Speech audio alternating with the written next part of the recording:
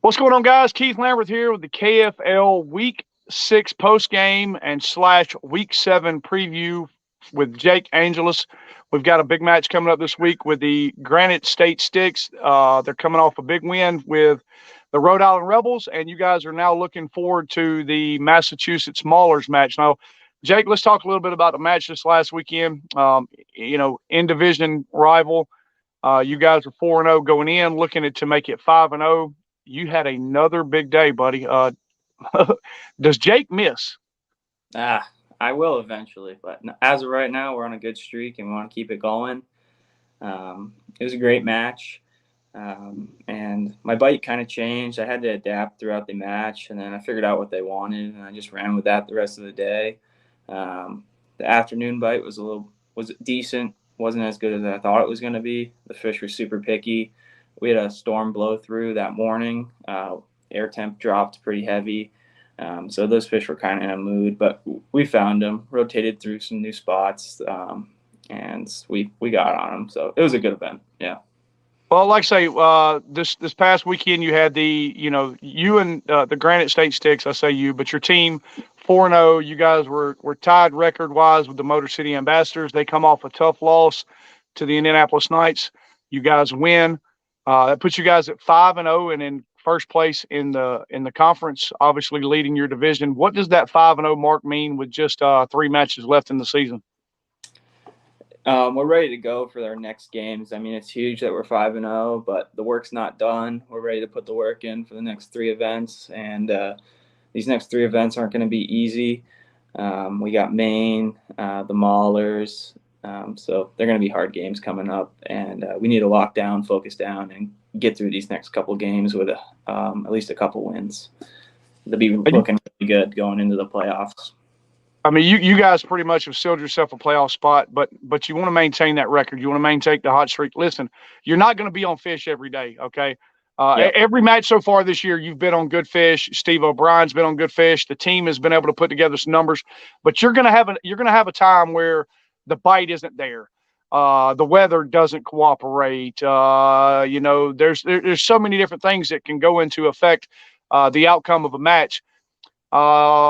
What do you guys do team wise, individually wise? How do you just suck it up, break it down, and just keep moving forward, knowing that you're going to have a tough day coming up? Yeah. You just got to rely on your teammates to maybe pull your slack that you're dropping, and hope that your team can come through, help each other out, explore as much water as possible as a team. We break down into groups normally, to break down the water faster, and then we come back together and we talk every time. What are you catching them on? Where are you catching them? And that's how we break down our water the fastest. It seems to be really efficient. Yeah, breaking up like that, 2 and 2, or maybe even taking a pre-fishing day where you're covering 4 different quadrants, or even having an extra Yeah. angler out on the water certainly helps. Um, this is the team aspect. Obviously, the Granite State Sticks having a great year, but let's talk a little bit individually about Jake. The season you're having, buddy. I mean, you are absolutely. Again, I say, you can't miss. I mean, there's people in the fantasy game for the KFL talking about as long as Jake Angeles is in a lineup, he's in my lineup, heavily owned in the fantasy world. Let's talk about some individual accomplishments. I mean, you're obviously well in the running for the KFL MVP. What would that accolade mean to Jake? Now let's set aside the team aspect. What would that mean to you individually, and what do you see yourself doing with the kayak, competitions as an angler in the future? I mean, definitely, I've had a good last couple of years. Definitely starting to figure out what I'm doing, and I've definitely struggled. Like 3 years ago, I struggled when I really got into it, but now we're seeing more success, and it mean a lot. I mean, it a ton. I mean, tons of companies. Working with a lot of companies now, and that's helped out a lot. But it's just building my name, and I want to keep going. And the KBF stuff, the EKF stuff, it's all been a blast this year. And it just opened up maybe some of those farther away events and fishing more water and new water. And that'd be a ton of fun. So that's what it means. I just want to keep learning and keep going. I'm not slowing down anytime soon.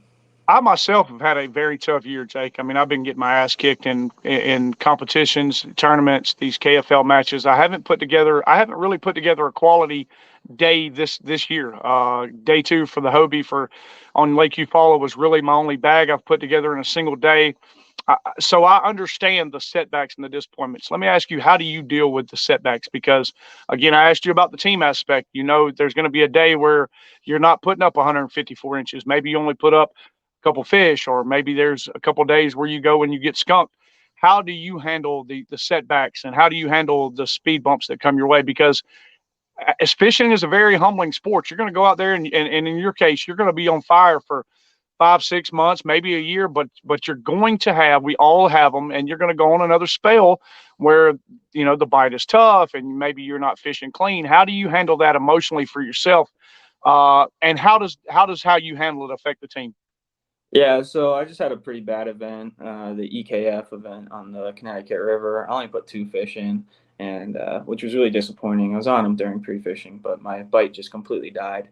So one of the things I do is I like to just go to one of my local honey holes after, go smash on some fish that next day or two, and it really locks me back in and calms me down to remember that I still can catch fish at my local stuff, and then fine tune some stuff, and then just get that confidence back up. And that's everything. Catching fish, it makes you a more confident angler, even if it's at a spot that you've fished hundreds of times. So that's kind of what I do, is just reset and then refocus on that next game and put more work in, maybe expand, maybe find 2 or 3 different bites instead of trying to rely on one bite. And that's kind of what I do. Now, we all appreciate the opportunity to catch these 17, 18, 20, 21-inch fish, but let's say Jake's out on the water and it's just dink, dink, dink, dink, 12 inch, 12 inch, 12 inch, 14. Do you take the same opportunity to appreciate those catches as you do the big ones? Because you know it as well as I do. You see on social media people's stuff, and all you see them posting is, these large, lunkers, the donkeys. How much time and appreciation do you put into the dinks and each catch, each time you get a fish in the yak? How do you take the time to appreciate that and separate it from the big catches? I mean, every catch is important. I see a lot of people, they'll throw back those 14 inches and be like, man, that's not going to help me in this event. I'll still throw it up on the board. Every fish counts, because that next cast could be that you might go on a mega streak and catch 321s.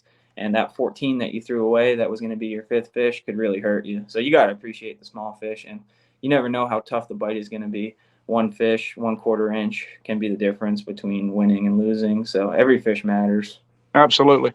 All right. Last question for you, Jake. Please tell me and KFL, your opponents, and anybody that's going to be watching, any fans, family, friends, what does kayak angling do for Jake? Not what does it mean? What does it do for Jake? It just calms me down. Everything gets pushed aside when you're out there. You're focused on just fishing. So I mean, it's just you're in a different world out there when you're fishing, and that's really what it means. You escape. Absolutely. It's just an escape. Yeah. Yeah. Yeah, it completes my day. It's not Oh, something I have to have. It's something I need. yeah. It makes me, it puts me at peace with, my whatever's going on in life. Yeah, exactly. Well, buddy, I appreciate you taking the time. Listen, the Granite State Sticks again, guys, 5-0 in the Northern Conference, 5-0 within the division, first place all to themselves. Big match against the 2021 defending KFL Cup champions, the Massachusetts Maulers, who isn't having as great a season. Do we overlook this match, or do we move forward being strong?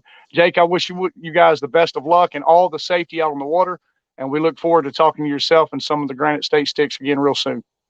Thank you. Thank you for taking Thank your time out for doing this. Thank you so much. Absolutely. I appreciate it. Appreciate the time with you, and we'll talk at you again real soon, bud.